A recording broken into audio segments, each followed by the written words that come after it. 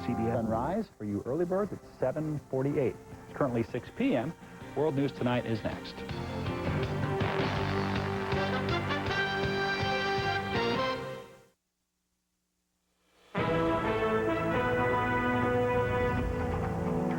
On World News Tonight, the Osama bin Laden videotape, the information the government didn't make public, an ABC News exclusive. The government decides on compensation for the families. Some payments may be substantial, some people may get nothing. Chaos in Argentina, the president resigns. And a story of loss and renewal, Diane Sawyer and the post-September babies. From ABC News World Headquarters in New York, this is World News Tonight with Peter Jennings. Good evening, everyone. We begin tonight with another look at the Osama bin Laden videotape. When the Bush administration got its hands on the tape, which was found at a house in the Afghan city of Jalalabad, it said it wished to be very careful translating it so that if and when it was released to the public, there would be no opportunity for people to say that it had been doctored, and there is no evidence that it was. But we have learned that there are things missing from the official translation, whether by omission or because they were politically sensitive, we are not sure. But we also had the tape translated, and there is more there. ABC's John Miller is with us tonight on What There Is. John? Well, Peter, some of the things we found in our translation, new details about the hijackers, for instance, were just interesting.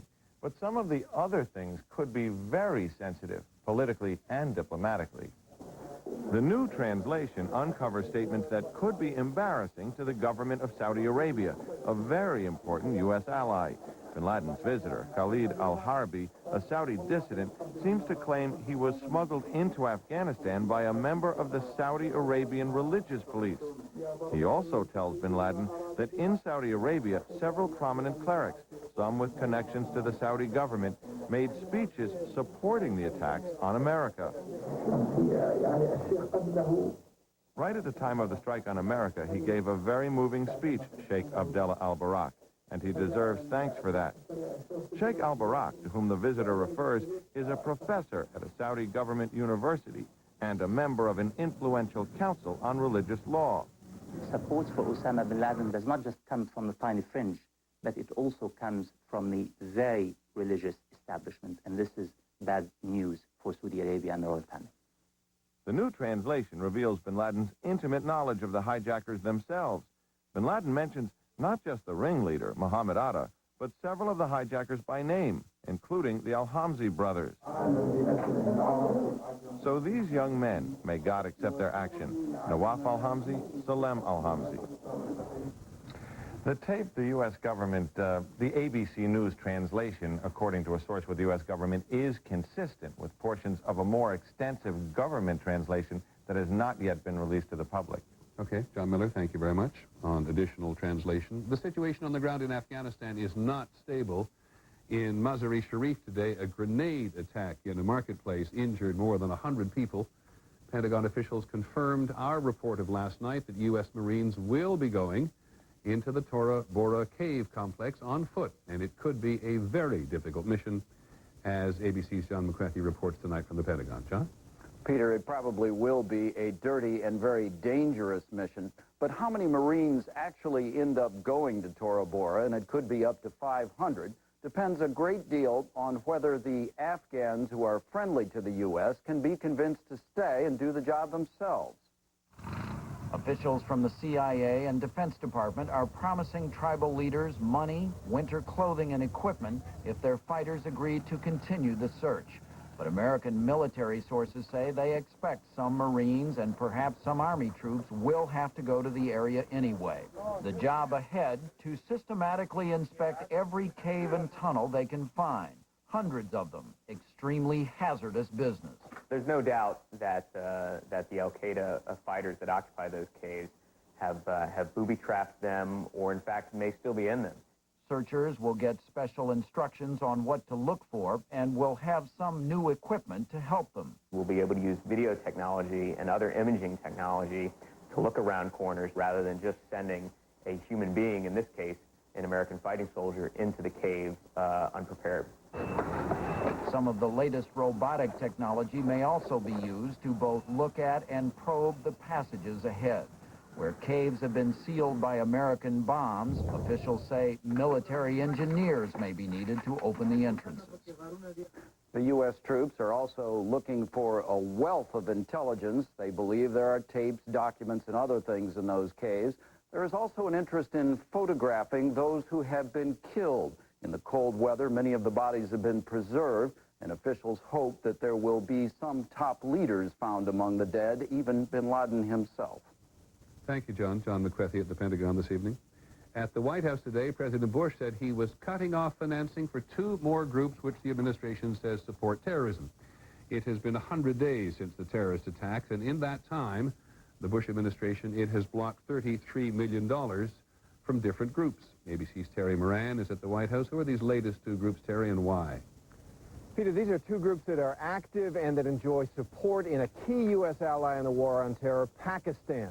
One, known as the UTN, the Ummah Tahmari now, was a purported charity founded by a former official at the Pakistan Atomic Energy Commission. The administration says that group tried to help Osama bin Laden and al-Qaeda get nuclear weapons.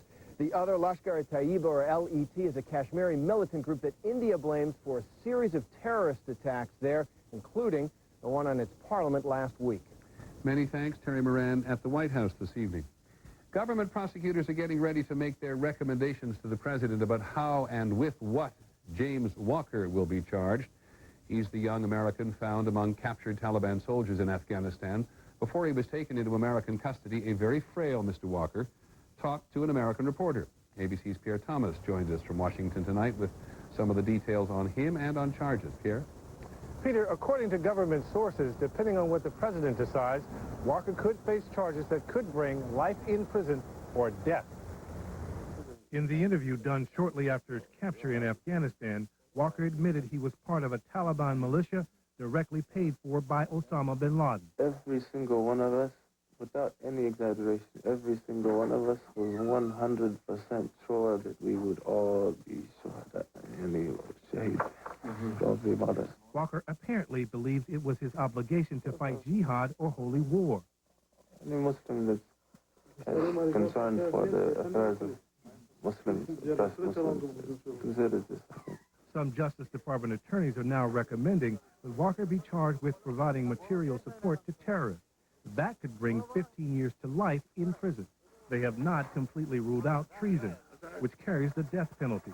But treason is considered unlikely because it is so difficult to prove in court. We still don't have a lot of the facts that you would want, both about what he did, why he did it, and also what path it was that brought him to Afghanistan. Later in the interview, Walker tried to make clear that he had nothing to do with the prison riot at Mazar-e-Sharif that resulted in the death of one CIA agent. This was all a mistake of a handful of people. I was at the basement the whole time. I didn't see anything that went on. The Attorney General is weighing all of his options. We'll make a recommendation to the president. Peter? Thanks very much, Pierre. John Walker, of course, not James. My apologies. In the other major international news tonight, the president of Argentina has been driven out of office. President Fernando de la Rúa has resigned after riots all across the country that have left 19 people dead. Argentina, which has 36 million people, has the second largest economy in South America. And people are furious that 4 years of bitter recession have left the country on the verge of economic collapse. A little while ago, we heard from ABC's Joel Goldman, who's in Buenos Aires. The Argentines have gone out into the streets all day today. The violence in Buenos Aires City as demonstrators and police clash has been tremendous.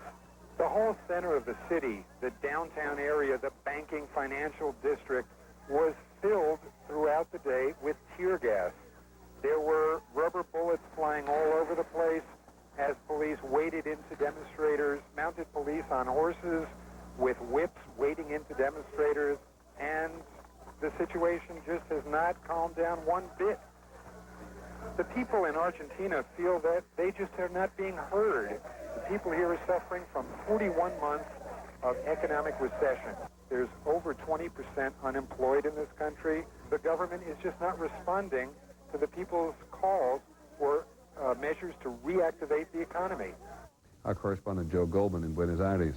A couple of other items in the overseas briefing. In the Palestinian territories tonight, Palestinians fighting Palestinians.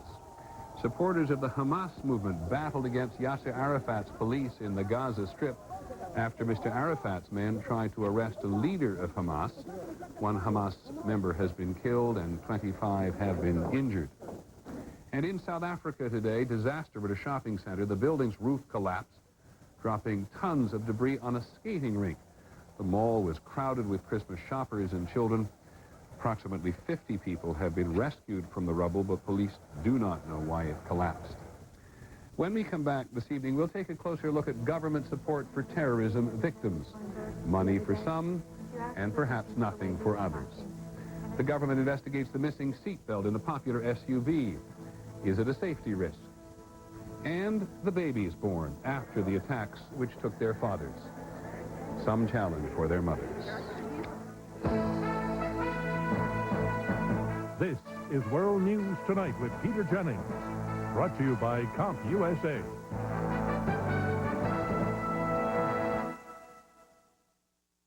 Thanks to CompUSA, I'm connected at the pool. So what's your email? Thanks to CompUSA, I'm connected at home. I'm connected at the studio. I'm connected all over. Go away, I'm playing a game. Thanks, CompUSA. Thanks, CompUSA. I said I was busy, do you mind? Huh? CompUSA, where America buys technology. Now at CompUSA, buy any notebook or desktop and get an Epson printer free. Do you like legs? Good, because right now at Red Lobster, a pound of hot, steaming snow crab legs is just $10.99. So walk, run, or crawl to Red Lobster and go overboard. Now, the same Caltrate that helps fight bone loss may help your colon, too. In a recent study, Caltrate helped reduce the risk of recurrence of colon polyps, a risk factor for colon cancer. The same Caltrate you take for your bones, now for colon health, too. Space camp for your daughter, $0. Grand Prix lessons for your dad, $0. A celebrity chef for your sister, $0. Giving them something that wasn't on their list, priceless. Use your MasterCard and you could win 5 priceless gifts, including an African safari. There are some things money can't buy. For everything else, there's MasterCard.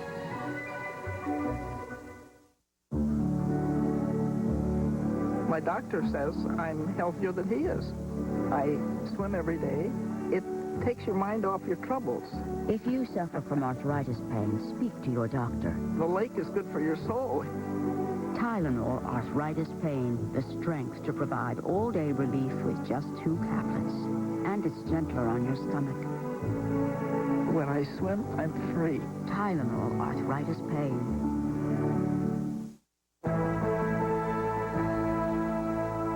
We're going to take a closer look tonight at the government plan to compensate the families of those who lost someone in the September attacks.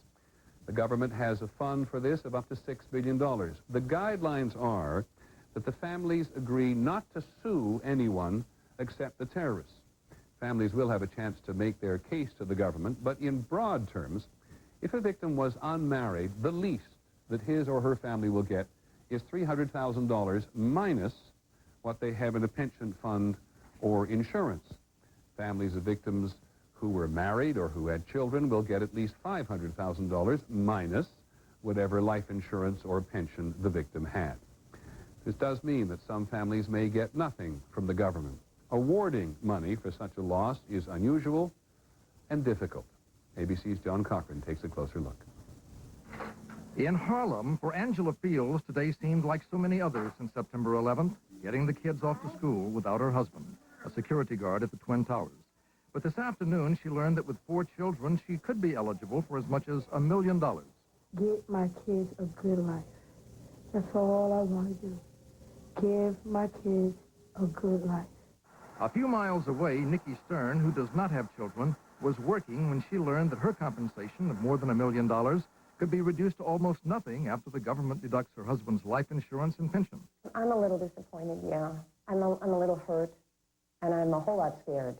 On Long Island, Irene Dickey and other widows feel the damages they will receive for pain and suffering, in Irene's case, $350,000, are too low. I don't believe that there is one person in the United States that is going to agree with setting this precedent so low. The man in charge of the fund said the government wants to be as helpful as possible, but had this advice. Read the regulations.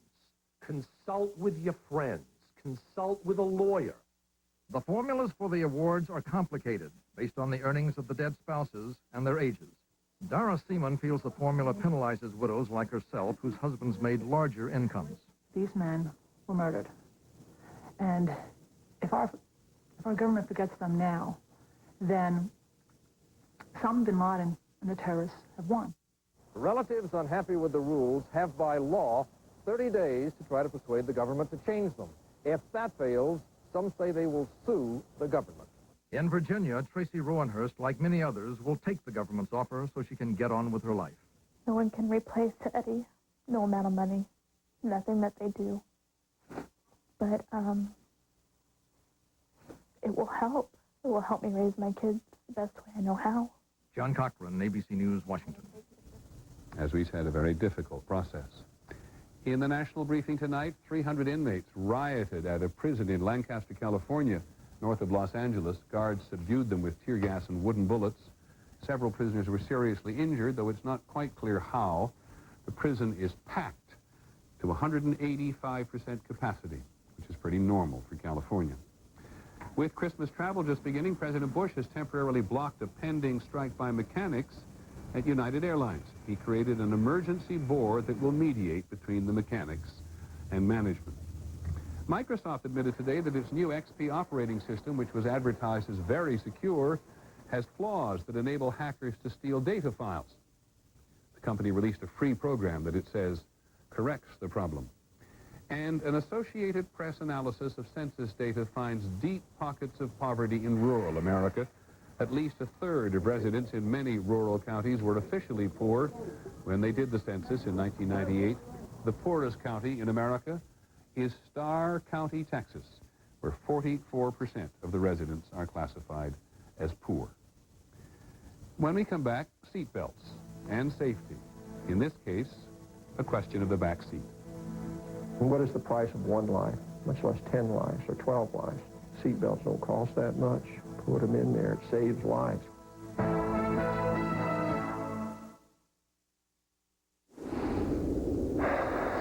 At Bank of America, we really wanted to participate in the Olympic Winter Games.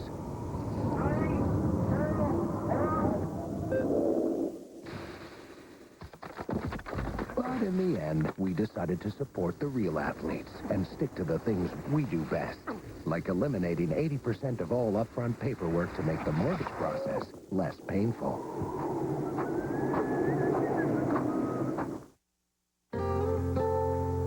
It seems like only yesterday. When I started skating at 8 years old, I never thought I'd experience the thrill of winning a medal. With all the great memories has come another thing I thought I'd never experience, the pain of osteoarthritis. Vioxx is here, a prescription medicine for osteoarthritis pain. With one little pill a day, Vioxx can provide powerful 24-hour relief. Vioxx specifically targets only the COX-2 enzyme, a key source of arthritis pain. People with allergic reactions, such as asthma, to aspirin or other arthritis medicines should not take Vioxx. In rare cases, serious stomach problems, such as bleeding, can occur without warning. Tell your doctor if you have liver or kidney problems. For more information, talk to your doctor about once daily Vioxx for the relief of osteoarthritis pain. Perhaps my biggest victory is to be able to plan my day around my life instead of my pain. Ask your doctor if Vioxx is right for you. Vioxx, for everyday victories. Kmart is open 6 a.m. Thursday to 8 p.m. Christmas Eve. Come in and find 70% off fine and precious jewelry and incredible savings on select fleece and Hot Wheels and Matchbox cars. So shop Kmart around the clock from 6 a.m. Thursday to 8 p.m. Christmas Eve. Your eyes need nutrition as well as the rest of your body. So Centrum and Centrum Silver added lutein to help maintain your precious sight. Now your eyes, your toes, and everything in between are covered by Centrum and Centrum Silver. More complete from A to Zinc.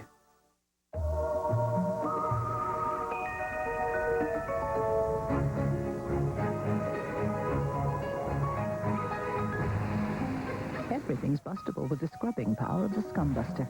Built by Black & Decker. You're just begging for heartburn, aren't you? Here, Norman turned me on to Pepsi Complete. And? Complete works fast like those, but lasts like those. Just one controls acid all day. Where are you going? Sausages, anyone? Pepsi Complete. Just one, and heartburn's done. 2001, a year filled with so many heroes. Tomorrow, Good Morning America reveals its Hero of the Year. Who would you pick? Watch Good Morning America tomorrow. The Insurance Institute for Highway Safety suggested today that a 5% increase in seatbelt use would save 700 lives a year. The Ford Motor Company is now defending itself in a class action seatbelt case. Their two-door Explorers are among the country's most popular vehicles, and they have 2 seatbelts in the back, not 3. And the government is investigating this. Here's ABC's John Yang. 15-year-old Eric Edgar was riding in a 1996 Ford Explorer similar to this one, going home from a soccer game. The driver lost control and the SUV rolled over. Alan Edgar is Eric's father. Eric was ejected and died at the scene. Eric was in the middle of the back seat, where there is no seatbelt. Eric should not have had to make a choice between life and death. He should have been able to put on a seatbelt. And had he been wearing that seatbelt, he would have been alive today. Edgar lost a court case against Ford, which argued that Eric willingly rode without a belt. The government has launched an investigation to see if Ford is violating regulations by not putting a third seatbelt in the back seat. Ford says it's in full compliance. The government requires seats wider than 50 inches to have 3 belts, and the Explorer seat is narrower. The regulation also says any position likely to be used for seating should have a restraint no matter how wide the seat. Ford does not install a third seatbelt in order to market the Explorer as a sporty 4-passenger vehicle. The company says the back seat is clearly designed for only 2. Ford is putting its consumers at risk. It's clear that 3 people are, in fact, using the rear seats of these vehicles. They're SUVs, they're fairly large, they're comfortable to fit 3 people in the back. The government's investigation could lead to a requirement that all future models include a third rear seatbelt. John Yang, ABC News, Washington. When we return this evening, the final item in the broadcast, The Gift of Life, the newest lives since September.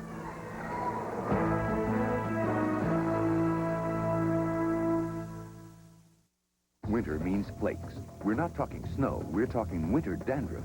The colder it gets, the worse dandruff gets. Neutrogena T-Gel Intensive Anti-Flake Shampoo fights dandruff 3 ways. Stop winter dandruff. Neutrogena T-Gel. It works. Tired of struggling down glass after glass of powdered fiber for regularity? Consider refreshing glasses of water with FiberCon tablets. A whole lot easier to take. And every bit as effective as powder. FiberCon, refreshingly easier to take.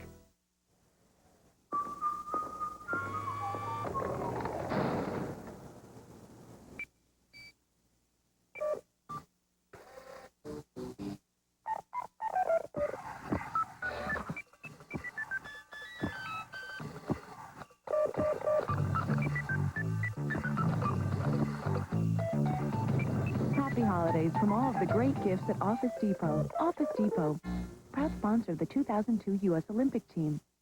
Talk about a torture test. I took a leave to my 2-day walk for charity. With my bad back, I needed something that wouldn't let me down. Well, Aleve kept me going all day. Just 2 Aleve can stop pain all day. It would take 8 Tylenol to do that.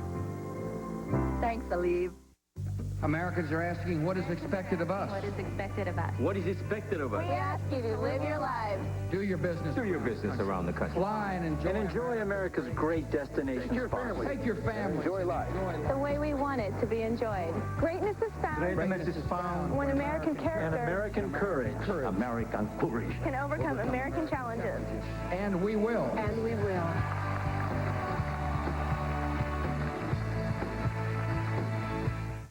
I'm the Gold Bond Lotion woman.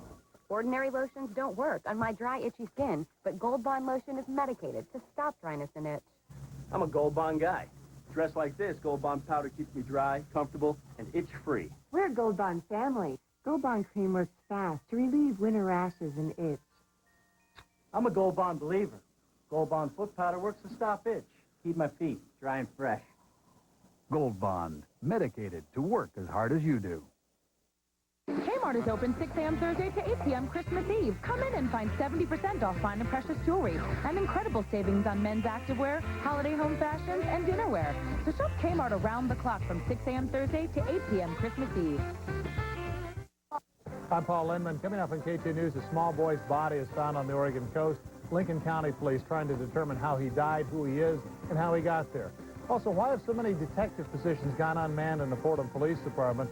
And a Portland boy faces 45 stitches and plastic surgery after being bitten in the face by a Rottweiler. Next on K2. Americans used as guinea pigs exposed to disease to fight biological warfare. They risked their lives to protect you. These amazing soldiers' stories on World News Tonight. Finally this evening, loss and renewal. Every day since the September attacks, the New York Times has run a page or two of very brief stories. They don't come across as obituaries, but how the men and women who died on the 11th lived their lives. They are compelling reading. And every so often, there's the story of a woman who lost her husband and gained a child. Here's ABC's Diane Sawyer. 16 women walking into a room, meeting each other for the first time. Strong, uncertain, fragile, and filled with love. Hi, how are you? Hi, I'm Carolyn. Hi, Jenna. Hi, Jenna. How are you? Jennifer. Nice to meet you. I'm Carolyn. Toby, I'm Jack. They are carrying 17 infants whose fathers just missed seeing the first breath, the first smile, the first yawn. Over and over, they told us about the friends who raced to learn Lamaze and step in where their husbands would have been. This is Jenna Jacobs, who was brought to the hospital the same day as the attack. The night of September 11th, I spent in the hospital because the anxiety gave me contractions. Her husband, Ari, didn't work at the World Trade Center. He was just there one day for a conference, September 11th. She said most of all, she just wanted him to have a chance to hold his first child, Gabriel, now 3 months. More than anything, when I was pregnant, I was looking forward to watching my husband be a dad.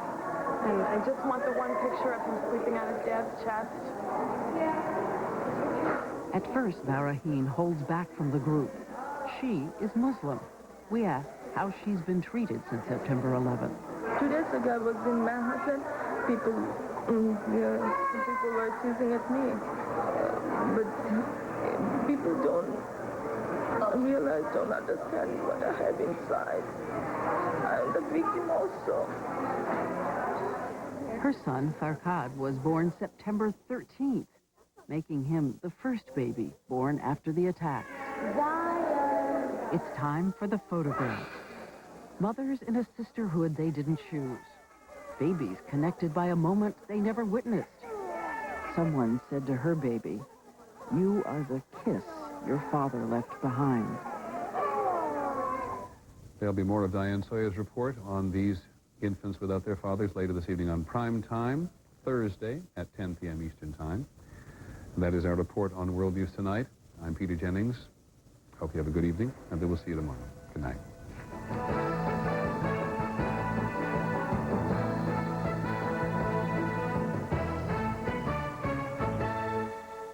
This has been a presentation of ABC News. More Americans get their news from ABC News than from any other source. 17 tiny children who'll never know their fathers. 16 mothers who lost their husbands on September 11th. Does she look like him? She does. They met in hopes of inspiring each other. Tonight, they'll inspire you on Primetime.